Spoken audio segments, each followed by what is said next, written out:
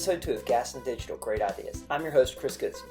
Last week, we talked with a middle school teacher about making connections with students through clever use of an LMS. This week, we're going to continue on that theme by looking at how one elementary teacher is making connections and keeping students engaged. Remember to check the link to our website in the description below to find previous episodes and links to things we discuss. And be sure to check out bit.ly/Gaston Digital for the latest PD offerings, resources, and other information from your tech facilitators. Do you have ideas for future shows? Drop them to me either on the form on the website or on Twitter where I'm @Goodson. Enjoy the show. Okay, we're here today with Caitlin Greer. Caitlin, tell us a little bit about where you teach and what grade level, that kind of thing. So my name is Caitlin, and I teach fourth grade at Hawks Nest STEAM Academy. I have been with that school since they opened, and I have taught fourth grade for almost 9 years now. Very cool. Okay. So obviously this year has been a challenge for everybody. We're at least partly remote most of the time. So talk to me about a little bit about how that's worked out with you. How have you, what kind of tools have you used? How have you used the technology to make that successful for both you and your students? So I am a virtual teacher. So the only opportunity I've had is reaching my kids through a computer.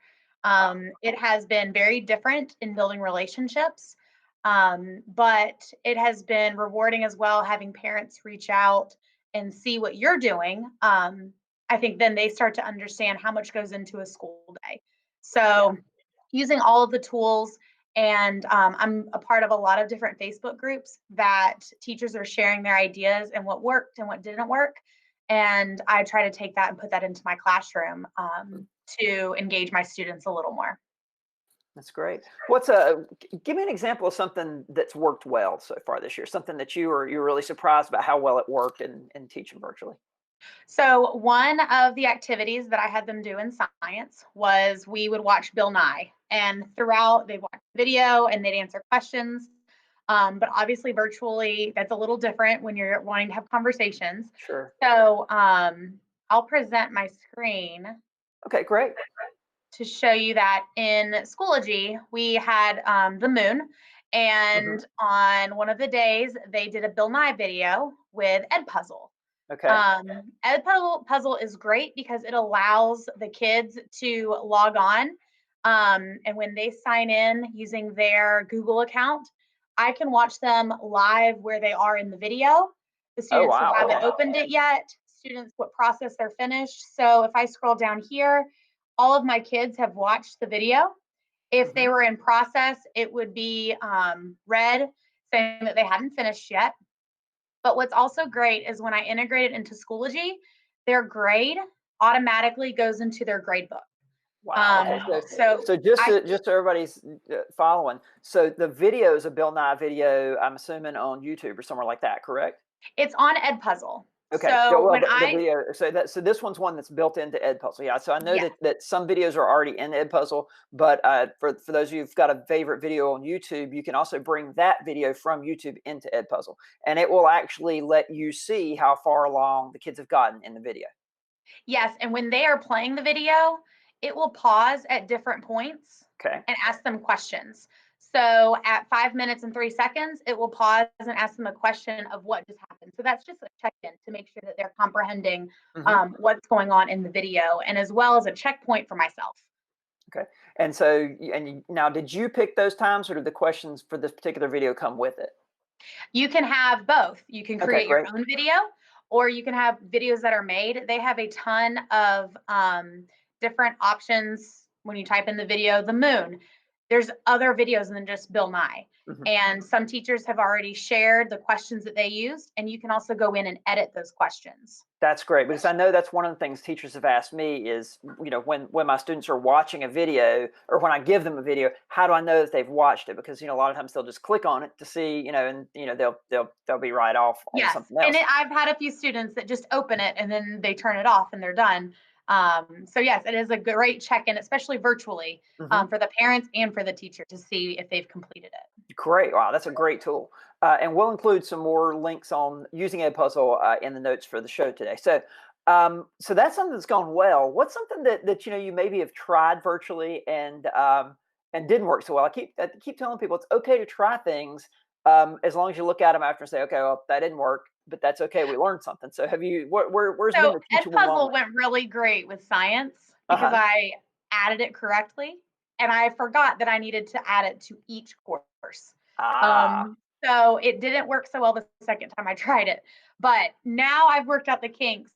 I would say that data was the hardest. We just finished our data unit for math, and figuring out how can these students virtually collect data.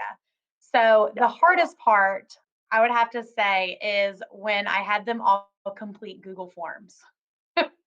So they each created their own Google form and then Mhm. shared it to a doc. Having done it once, um, there's definitely some tweaks that I would have made, but Yeah. it allowed the kids to create a Google form, ask a question, and then how to read their data. And that was the main goal. And so it did take a long time. And sometimes when you're introducing something new, it does Yeah. take longer. I have waited to start small groups because I use that small group time to get my students who aren't as acclimated with technology comfortable so that they feel comfortable doing it on their own when I'm not with them. And that is super important. I think in general, we tend to think that just because they're young, students automatically know all this, technology stuff. But that's not true. I mean, they come. I mean, you're going to have a few that know everything, but you're going to have a lot that don't, and just what they've been exposed to. So I think that's a very important point to leave that time in there to help them learn the tool. But I like the way that you did it because in working it in with your data unit and having them create it, it wasn't just a let's make a Google form lesson. It was Mhm. a let's do data. Here's the tool we're going to use. And now next time something comes up where that tool would fit in, they're already going to have that experience with that tool because you Right. because you spent the time this time. And so and I think people don't realize too, you know, you guys building this up in fourth grade, that just helps the sixth grade and the seventh grade teachers later on because you're preparing those skills, you're front loading those skills so that they're ready to really roll with it later. It's Yeah, and I great. would say that being in the classroom, sometimes you lean on other students to help other students and be the teacher. Yes. And Hmm. that's the same in the virtual world. So I'll have a Google Meet that is called Hangout, and the kids will join that, and they're sharing screens with each other. So while I'm working Wow. with a small group, I can hear, have it on my iPad, but I can hear one of the kids say, "Hey, can you share your screen so I can help you upload it?" And if they don't know, then they come back and ask me, but at least they've asked their peers. And you'd be amazed at how many kids want to help, how many kids know what to Mhm. do um, And when others ask for it. and in this time that's especially great because not only are they helping each other, but that's getting to some of that social time. So let me ask you that you talked a little bit about what you're doing for the students. What are you doing for you? I mean, how are you maintaining your professional development in this crazy time when everything's weird and remote and everything's different? Well, it's definitely different. I am going into school every day, so that Hmm. allows me to still communicate with my team and to see what they're doing and what I'm doing in the Yeah. virtual world. One of my teammates, she made a virtual book tour. Well, I Oh could use wow. that in mine because my kids are Hmm. virtual too. So it definitely helps to be there and work with your teammates or communicate. Um, I would also say sharing. I've shared a lot of different videos I've made of how to do something when I figured it out. And I've Hmm. had several teachers reach back out to me saying, I didn't know how to do that, or can you meet and help me with that? So I would say my professional development has been more in the leadership side and helping other teachers feel more comfortable with technology. That's Because just great. as we, assume kids are good with technology, we assume Exactly. other teachers are. And just taking the time to show them how to do something, how to make it easier, I would say is more professional development for myself, um, and how I explain things too. Absolutely. I always used to tell people the way you can make sure you understand something is to teach it to a few people. Hmm. So I know you mentioned earlier a couple of Facebook groups. So is that for Facebook groups for like Schoology and topics like that? Yes, so I'm a part of the Schoology Facebook group. Okay. Um, also Bitmoji, Okay, how to, great. make things a little more engaging. Yeah. But what was so great about those two platforms is it also showed me how to organize my Schoology. It gave me Okay. ideas for how to make it easy for the students to access. Now, I Mhm. changed it after the first 2 weeks because I realized this is too much. But once I got used to it, the kids are really great at figuring out Great. what do I open today and what do I need to look Yeah. for.